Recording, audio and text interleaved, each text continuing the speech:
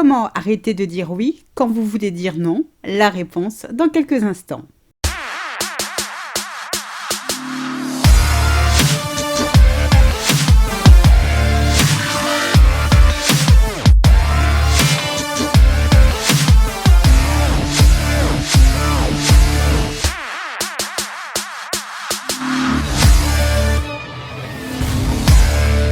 Bienvenue dans le 6e épisode de Mon bonheur, ma responsabilité, le podcast des femmes célibataires qui veulent dire bye-bye aux relations de merde.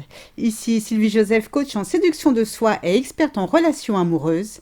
J'accompagne les femmes célibataires ou en début de relation à choisir avec succès leur partenaire idéal et à éliminer les comportements négatifs qui sabotent leur effort de rencontre. Je vous invite dès à présent à vous abonner à ce podcast afin de ne manquer aucun épisode.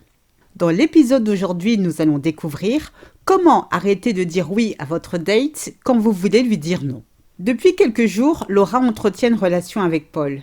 Ils se sont rencontrés lors d'un dîner organisé par des amis communs. Le début de relation se passe plutôt bien.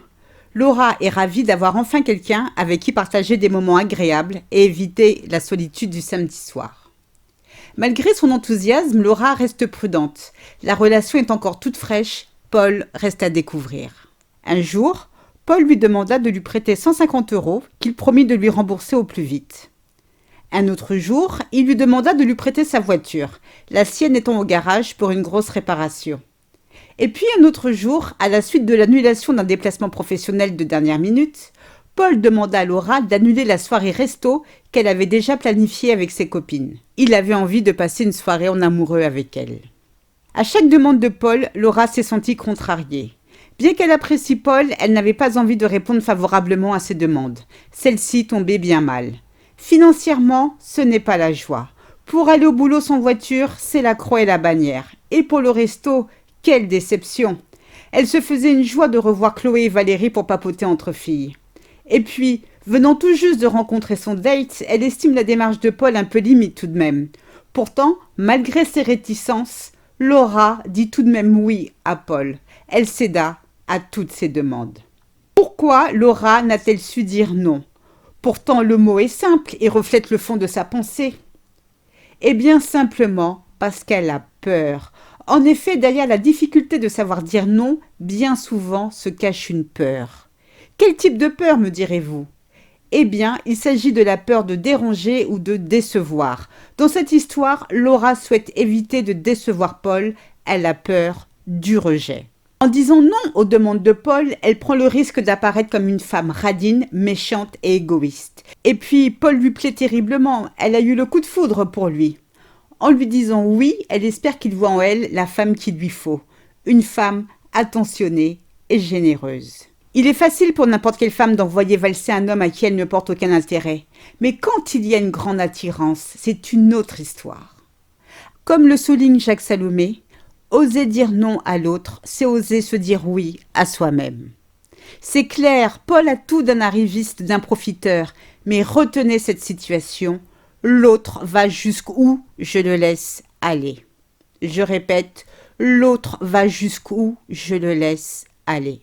Contrairement à ce que pense Laura, une personne qui sait dire non avec tact et fermeté est davantage respectée que celle qui acquiesce toujours aux propositions des autres.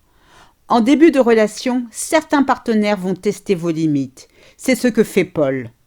Et avec Laura, c'est malheureusement open bar.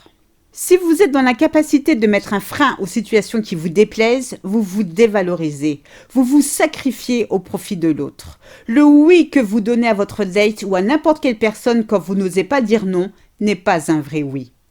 À chaque fois que vous dites oui à contre-cœur, c'est comme si vous disiez « je ne suis pas une femme importante, je n'ai aucune importance, mon bien-être c'est de la merde ». Vous vous reniez. Faites de vous une priorité, c'est le point de départ du bonheur.